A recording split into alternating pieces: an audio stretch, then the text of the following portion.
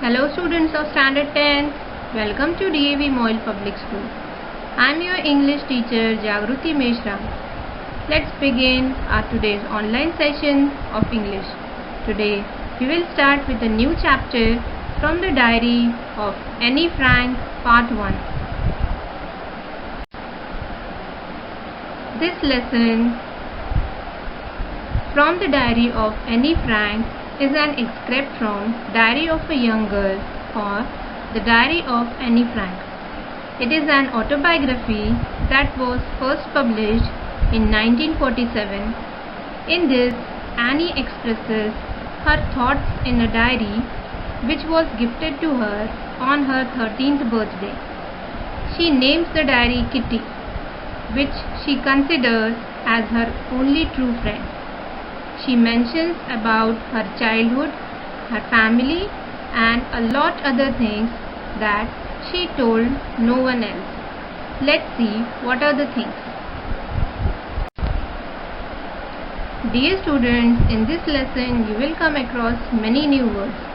Here are their meanings. Listless, with no energy or interest. Brooding, engaged in or showing deep thought about something that makes one sad, angry or worried. Prompted means provoke. Confide, to tell personal things privately to a person that one trusts. Liable, likely or here. Enhance, intensify, increase or further improve the quality, value or extent of. Adorable, lovable or cute. Emigrated, leave one's own country in order to settle permanently in another. Plugged, to put down. Intended means planned.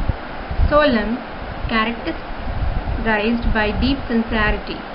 Dedication means commitment. Quacking, shake or tremble. Take, bet or chanced. Pleading, to make an emotional appeal. Glances, take a brief or hurried look. Outburst, a sudden release of strong emotions. Dummies, an object designed to resemble and serve as a substitute for the real or unusual one. Now let us start the story from the diary of Annie Frank. The author feels, here author is Annie. Author feels that it is strange and unusual for her to write in a diary about her feelings and experiences because it was the first time she was doing it. She feels this because she thinks that in the future no one would be interested in reading about a young school-going girl's past. She thinks that later even she will not be interested in reading it. But then she puts these thoughts away and decides that she should write if she feels like doing so. She feels the need to write because there were a lot of thoughts she has been holding on to lately and she needed to get them off her mind. It is known that writing one's thought acts as therapy. She makes the decision of writing a diary. She feels that paper has much more capacity to absorb thoughts than people. People have low patience levels, but a piece of paper being a non-living thing would not refuse from absorbing her thoughts. This realization came to her one day when she was feeling more sad and confused than usual. She could not even decide whether to go out or stay at home at that time. When she finally decided to stay at home, she sat being depressed and in deep thought. Again, she thought that paper had more patience and she decided to write everything that came in her mind because she did not intend on making someone read it unless she found a real friend. By real friend, she meant a friend with whom she could share all secrets. She then comes back to the point where she thought of beginning to write. It is because she is lonely and has no friend to talk to. She then goes on explaining why she feels the need for a friend.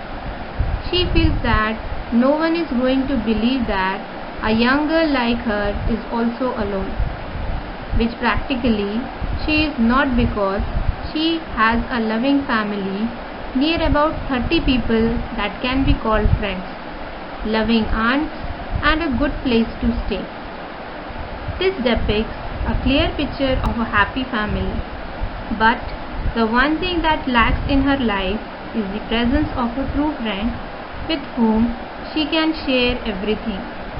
She does not have a good time with friends. They talked about stuff, but not real stuff that is actually going on in their lives. Despite trying hard, they are unable to get closer. She feels that maybe it is her who is not able to trust anymore with her private stuff, that she is not able to come any close to her friends. She feels that current situation cannot be changed, and thus she needs to write in her feelings in a diary. Usually, when someone is writing a diary, they list down all the facts about them in a formal manner, which the author does not want to. This is because she wanted to give her need for a friend a sharp, and thus decides to name the diary as Kitty, hoping that someone would read her diary one day.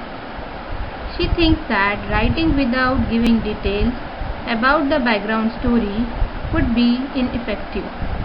So, despite not wanting to do so, she gives brief detail about her family. She refers to her father as the most lovable father one could get. Her father married her mother when he was at the age of 36 and she was 25. She and her sister Margot were both born in Frankfurt. As soon as Annie turned 4, her father moved to Holland, followed by her mother in September, while both the sisters stayed with their grandmother in Aachen. Margot was also sent to Holland in December, followed by Annie in February, who was brought as a birthday present for Margot. In Holland, Annie was sent to Montessori Nursery School.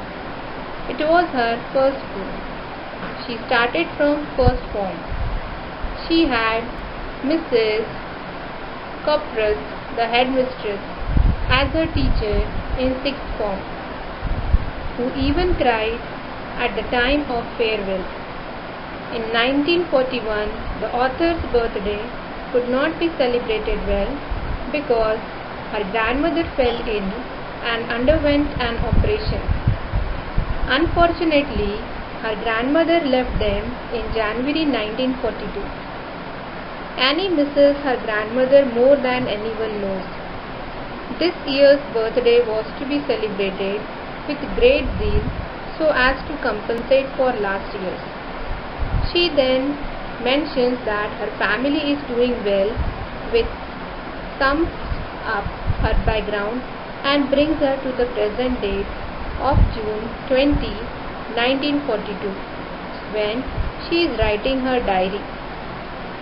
On June 20, 1942, Annie begins writing in her diary, addresses it as her friend Kitty.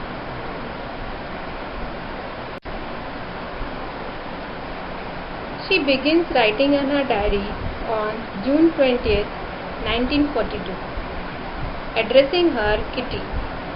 She mentions how her entire class is nervous about their results. It is unpredictable and will be decided by a meeting of teachers in which they will select students to be moved to next class or kept back. Many students were making bets. Some had put in their entire summer's saving at stake. She and her friend G also made fun of the nervous boys. They kept on saying each other that I am not going to pass, while others could console them and say, yes, you would. G was polite as she tried to stop them from making noise, while Annie scolded them, but none of it worked. According to Annie, about a quarter of class should not be allowed to pass because they hardly respond or take part in any of the activities. She referred to them as dummies, but this may not be the case because teachers' decisions can't be predicted. The author says that she is not bothered about her friends because she is sure that they will pass. The only subject that is unsure about is mathematics. She seems to be having a tough time with the subject, but all they could do was wait for the result and not lose their hopes. Dear students, we will continue this story in our next session.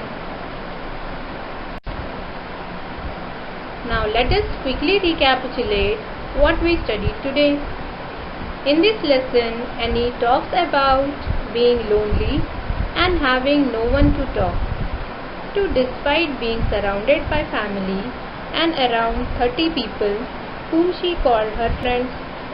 Thus, she takes the decision of writing her feelings in a diary. It is unusual for her to write in a diary, but she is really in need of a true friend. Thus, she decides to name her diary Kitty, and unlike other people, she is not going to mention just facts in it. She starts writing her background to make it easier to understand for anyone who reads it later.